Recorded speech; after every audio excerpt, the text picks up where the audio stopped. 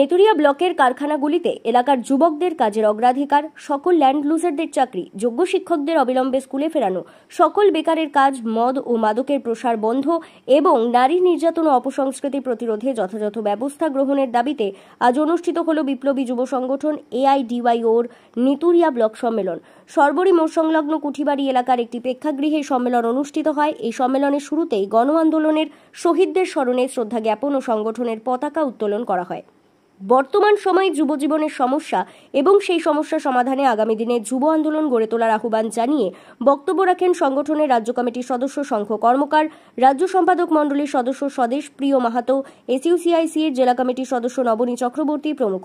এই সম্মেলনে সুজয় মল্লিককে সভাপতি এবং নির্মল বাউরিকে সম্পাদক ও পরিমল মণ্ডলকে কোষাধ্যক্ষ করে 15 জনের ব্লক কমিটি গঠিত হয়।